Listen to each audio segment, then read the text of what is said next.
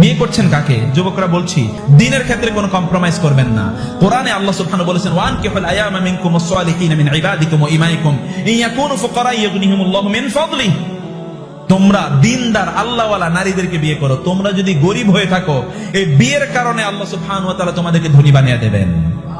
আমার ব্যক্তিগত জীবনে আমি এরকম বহু লোকের দেখেছি, বিয়ের আগে তারা গরিব ছিল, কিন্তু একজন দ্বীনদার নারীকে বিয়ে করেছে, এরপরে আল্লাহ তাদেরকে এত টাকা দিয়েছেন এখন রাখার জায়গা নাই। বিশ্বাস করুন, আমি এরকম বহু লোকের দেখেছি। যুবকরা যারা আছেন, আল্লাহ সুবহানাহু ওয়া তাআলা যা আপনাদের জন্য কল্যাণকর রেখেছেন সেগুলোকে আপনারা গ্রহণ করুন। রাসূল সাল্লাল্লাহু আলাইহি ওয়াসাল্লাম বলেছেন, একজন পুরুষের জন্য তার সৌভাগ্যের চাবিকাঠি হলো 4টি, অন্য হাদিসে সে 3টি। তম্মদু চাল মারআতু সালিহা, একজন নেককার দিনদার সতীসাধ্বী স্ত্রী, এমন একজন ব্যক্তিকে স্ত্রী হিসেবে গ্রহণ করুন। আপনাদের সন্তানদেরকেও বিয়ে যখন করাবেন তখন দিনদার, দিন দেখে বিয়ে করান। সংসারটাকে যদি জান্নাতি বানাতে চান, তাইলে এরকম রব্বানা হাব লানা মিন আজওয়াজিনা ওয়া যুররিয়াতিনা কুররাতা আ'য়ুন, চোখের পুতুলি দেখলেই চোখ নয়ন জুড়িয়ে যায়, এমন ভাবে আপনি তাদেরকে বানান। যদি শুধুমাত্র চামড়া সৌন্দর্যের দিকে তাকান, চামড়া সৌন্দর্য কিছু না, কয়েকদিন পরে এগুলো এমনি শেষ হয়ে যাবে। চামড়া সৌন্দর্য কিছু না, আমি বহু চামড়া সৌন্দর্যওয়ালা লোকের দেখেছি অহংকারের খেলায় তারা গোটা জীবনকে জাহান্নাম বানিয়ে ফেলেছে। আবার বহু লোকের দেখেছি চামড়া তাদের কালো, কিন্তু অন্তরটা এত সাদা, গোটাটাই নূর দিয়ে ভর্তি।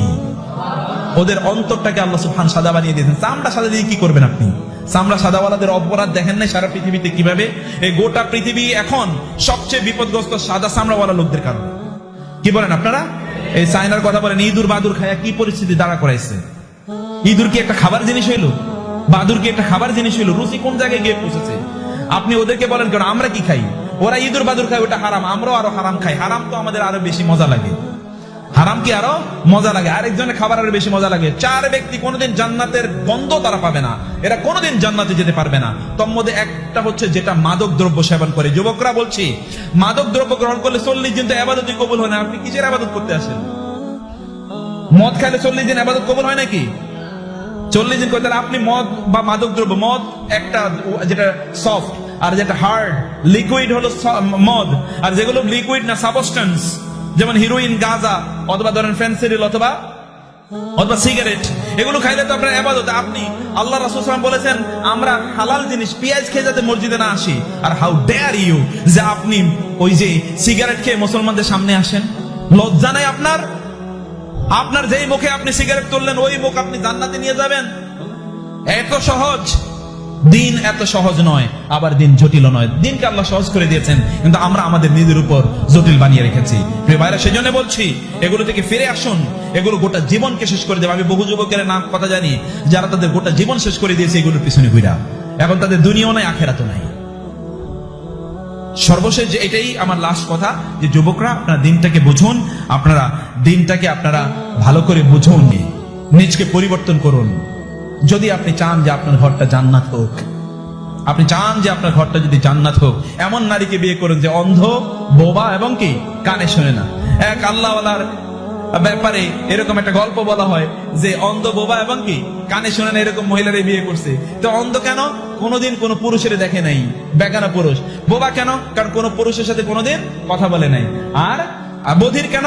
কারণ কোনো পুরুষের কোনোদিন কণ্ঠ শোনেন নাই।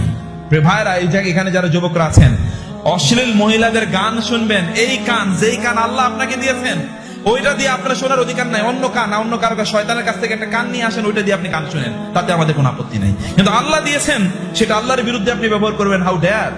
কতটা hot sort of audacity you are having! আপনার কত বড় স্পর্ধা যে আপনি আল্লাহর বিরুদ্ধে, আল্লাহর দেয়া নেয়ামত আল্লাহর বিরুদ্ধে আপনি ব্যবহার করছেন। এটা করবেন। আল্লাহ সুবহানাহুর বিরুদ্ধে দাঁড়ালে কেউ দাঁড়াতে থাকতে পারে না। আলাম তারা কাইফা ফাআলা রাব্বুকা বিআসহাবিল ফিল। আল্লাহ সুবহানাহু ফাআরসালা আলাইহিম ওয়া আরসালা আলাইহিম তায়রান আবাবিল। যাকে যাকে পাখি পাঠাইছে, ওই সময় পাঠাইছে পাখি, এখন পাঠাইছে পঙ্গপাল, এর আগে পাঠাইছে কি করোনা, কি কি এর আগে পাঠাইছে ডেঙ্গু, মশা। আল্লাহ যে কি পাঠাইয়া কবে শেষ করে দেবে জানেন না। আল্লাহ সুবহানাহুর কাছে ফিরে আসুন। আল্লাহ সুবহানাহু ওয়া তাআলা আমাদেরকে দিন বোঝার তৌফিক দান করুন।